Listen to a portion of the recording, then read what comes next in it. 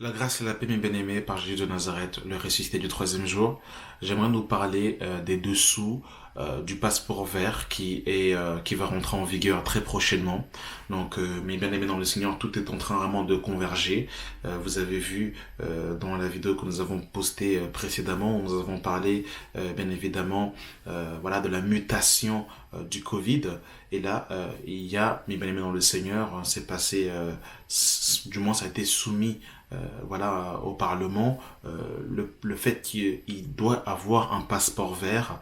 Donc je vais vous laisser dans un premier temps suivre cette vidéo sur le passeport vert et on se retrouve juste après pour en débriefer. Voilà, suivons cette vidéo.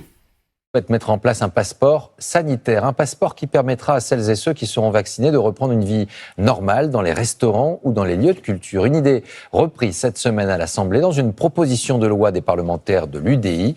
Après l'exigence de tests pour se rendre en Corse, cette nouvelle étape serait-elle acceptée politiquement et serait-elle constitutionnelle? Décryptage Hugo Pufnet, Nicolas Coadou avec Mathieu Baudouin.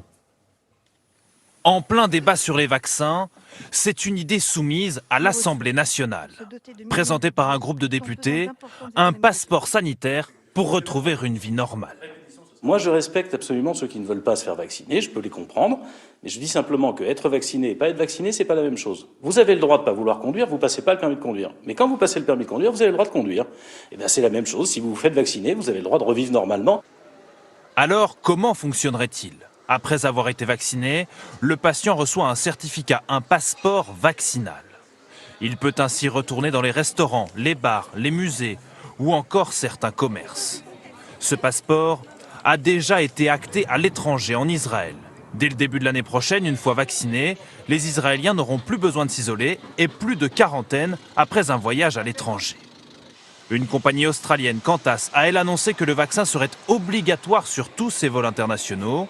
Alors, ce passeport incitera-t-il les Français à se faire vacciner? Les réponses sont mitigées. Ça ne changerait pas à mon avis sur me faire vacciner ou non. C'est peut-être pas une solution long terme, mais en tout cas une solution pour revenir tout doucement à une vie sociale, quoi. Si on me demandait un passeport pour accéder, normalement, moi j'ai un peu l'esprit frondeur, donc de toute façon, j'irai pas vers ça. Pourtant, l'obligation vaccinale existe déjà. Pour se rendre en Guyane, un vaccin contre la fièvre jaune est exigé. Pour les enfants également.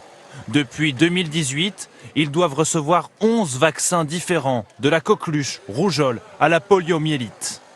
Sans vaccin, ils peuvent être refoulés des écoles, crèches, centres de vacances et leurs parents poursuivis par la justice.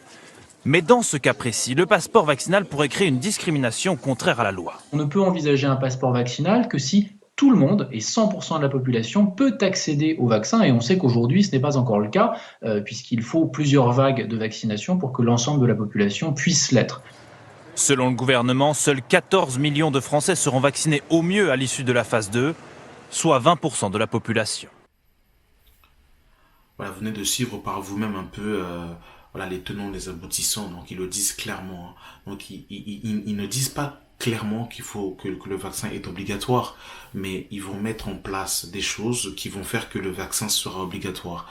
Donc ça veut dire qu'on va arriver à un niveau où ceux qui ne sont pas vaccinés ne pourront plus aller, peut-être, je sais pas, je donne un exemple, hein, ne pourront plus aller au restaurant, ne pourront plus aller faire dans divers endroits, ils ne pourront plus s'ils ne sont pas vaccinés. Donc voilà, mes bien-aimés dans le Seigneur, vers où nous convergeons. C'est exactement ce que nous avons dit. Nous avons fait un message à ce sujet où nous avons fait cette vidéo. C'était le système dictatorial, voilà de la bête, voilà. Hein. Et c'est exactement vers quoi nous convergeons, mes bien-aimés dans le Seigneur. Voilà, vous voyez par vous-même un peu comment est-ce que nous sommes en train d'aller doucement mais sûrement vers le système de la bête, le système de l'antéchrist. Et ça va être vraiment très compliqué. L'année 2020 était une année de transition. Et je pense que l'année 2021, ça va être la continuité du Covid. Et ce qui est quand même très, intriguant à ce sujet, par rapport justement au passeport vert et toutes ces choses, c'est que comment est-il possible qu'on nous parle de vaccins alors que le virus n'est même pas contrôlé? On nous parle soi-disant d'une mutation du virus. Alors si le virus est en train de muter et que vous avez déjà le vaccin, l'antidote, c'est quand même paradoxal. J'ai même suivi une vidéo apparemment que les personnes qui sont vaccinées du Covid, eh bien, doivent avoir au moins 2 injections. Parce que la première injection est efficace à 50% et il faut une deuxième injection pour que ce soit efficace à environ 80%. Donc, il faudrait environ 2, voire 3 injections contre le Covid pour pouvoir être totalement immunisé. Voilà un peu vers où nous convergeons.